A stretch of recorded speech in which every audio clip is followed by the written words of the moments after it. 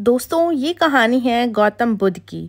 गौतम बुद्ध जो कि एक राजा के पुत्र थे और राजा बहुत ही अपने पुत्र से प्यार करते थे गौतम बुद्ध से। पर गौतम बुद्ध को एक पंडित ने ये बोला था उनके बारे में कि या तो वो बहुत बड़े राजा बनेंगे यानी बहुत बड़े सम्राट बनेंगे या फिर एक बहुत बड़े संत बनेंगे। अब ये सुन के राजा को बहुत ही आश्चर्य हुआ और वो नहीं चाहते थे कि उनका पुत्र संत बने। उनकी इच्छा थी कि उनका पुत्र हमेशा सम्राट बने। इसलिए उन्होंने अपने पुत्र को ऐसी व्यवस्था में रखा था, इस तरीके से परवरिश दी थी, इतने ऐशो आराम में रखा था कि उनको दुनिया की कोई तकलीफ छू भी ना पाए। उन्होंने अपने पुत्र को इस तरीके से पाला और बड़ा किया था।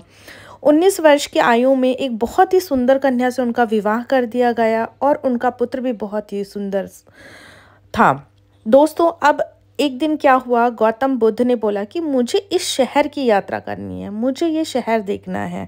तो वो अपने मंत्रियों के साथ शहर की यात्रा पे निकले। वहाँ पे उन्होंने एक बूढ़े को देखा। तो गौतम बुद्ध ने अपने मंत्री से कहा कि ये बूढ़ा कौन होता है। तो मंत्री ने बताया कि हम ही इंसान हैं जो आगे चल के बूढ़े हो जाते हैं। आगे चल के गौतम बुद्ध ने एक बीमार व्यक्ति को देखा। तो गौतम बुद्ध ने मंत्री से ये प्रश्न किया कि ये व्यक्ति बीमार कैसे हो जाता है। तो मंत्री ने ये जवाब दिया कि इंसान को कोई भी बीमारी लग सकती है, इंसान बूढ़ा भी हो सकता है और इंसान की मृत्यु भी हो सकती है। फिर गौतम बुद्ध ने एक लाश को देखा, एक मरे हुए इंसान के शरीर को देखा, लाश को देखा। तो गौतम बुद्ध ने पूछा ये क्या है। मंत्री ने बोला ये एक लाश है जिसकी मृत्यु हो चुकी है और अब इसके अंदर कोई जान नहीं है, इसकी आत्मा निकल चुकी है। ये जीवन का सत्य जान के गौतम बुद्ध को बहुत ही आश्चर्य हुआ और उन्होंने अपने मन ही मन में ये निश्चय किया कि वो अब इस संसार को नहीं जीना चाहते, इस मायावी संसार में नहीं रहना चाहते और वह घर गृहस्थी का त्याग कर देंगे। पर जैसे ही अपने घर राज्य में गए तो उन्होंने वहाँ पे अपने पुत्र और सुंदर स्त्री को देखा।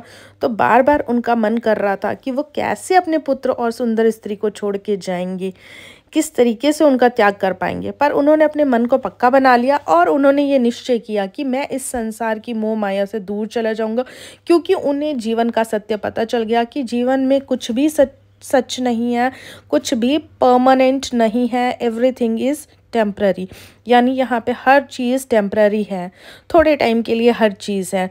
इस चीज़ का जब उन्हें ज्ञान पता चल गया तो वो संन्यास की ओर अग्रसर हुए, आगे बढ़े। दोस्तों तो इस कहानी के माध्यम से मैं ये बताना चाहती हूँ कि हमें एक बैलेंस क्रिएट करना चाहिए अपने लाइफ में।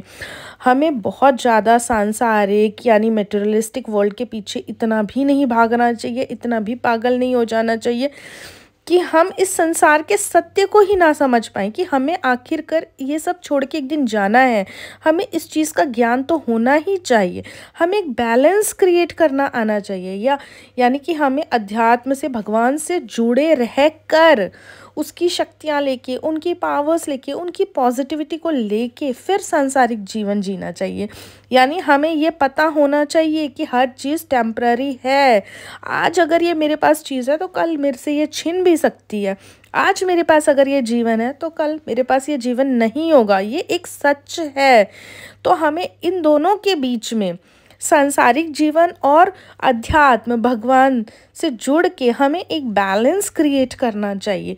हमें बहुत ज़्यादा ऐसे भी नहीं हो जाना चाहिए कि हम संन्यास में चले जाएं और घर गृहस्थी को त्याग दें और अपने कर्तव्यों को त्याग दें। ऐसे भी नहीं करना चाहिए और ना ही हमें इस मटेरियलिस्टिक वर्ल्ड में इतना भागना चाहिए कि हम सब कुछ अध्यात्म वगैरह भूल जाएं, अपना मेंटल पीस भूल जाएं, अपनी हैप्पीनेस भूल जाएं, अपनी सोल की जो आत्मा के गुण हैं उनको भूल जाएं।